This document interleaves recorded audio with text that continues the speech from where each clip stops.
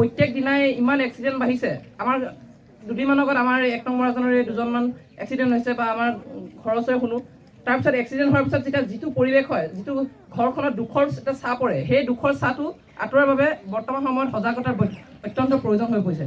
বৰ্তমান সময়ত ছাত্ৰ ছাত্ৰীসকলক এই বিষয়ে জনাবলৈ, অধ্যয়ন কৰাবলৈ তাৰমানে পৰিবহণ নিগমে যিটো ব্যৱস্থা লৈছে সঁচাকৈ এইটো প্ৰশংসনীয়। যিদৰে আজি নাওজনত প্ৰত্যেক দিনাই মই সেইদিনাখন যেতিয়া বিদ্যালয়ৰ পৰা গৈছোঁ, হেলমেট চাইছোঁ, প্ৰায় 15-20জনমান মানুহ ৰৈ আছে নি হেলমেট নিপিন্ধাৰ বাবে ৰখাই দিছে নি। এতিয়া কি হৈছে, আমাৰ সকলোৰে মনত এটাই চিন্তা হৈছে যে আজি পুলিচে পাব, আজি হেলমেট পিন্ধিব লাগে। সেই চিন্তাটো যেতিয়ালৈকে থাকিব, ছাৰে কৈছিলে, সেই চিন্তাটো যেতিয়ালৈকে আমাৰ মনত থাকিব, এক্সিডেণ্ট বাঢ়িয়ে থাকিব। বা আমি চাইকেলখন চলাওঁতে আমি কিছুমান নীতি নিয়ম মানি চলিব লাগে, নিজৰ ছাইডত যাব লাগে। বিদ্যালয়ৰ পৰা যেতিয়া ছুটি দিয়ে, আমাৰ কি হয়, একেবাৰে বহুতকেইখন চাইকেল আমি একেলগে সমানত গুচি যাওঁ।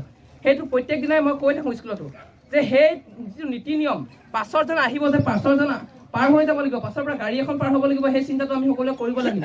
কেৱল নিজৰটো চিন্তা কৰিলে নহ'ব, নিজৰ ভোকবিলাকটো চিন্তা কৰিলে নহ'ব, সমানত গৈ কথা পাতি যে যায়, তাৰপিছতে পিছৰ পৰা যে গাড়ীখন আহোঁতে যে পাৰ হ'বলৈ দিগদাৰ হয়, হৰণ দিয়াৰ পিছতো আঁতৰি নিদিয়ে, সেই কথাটো কিন্তু ডাঙৰ কথা।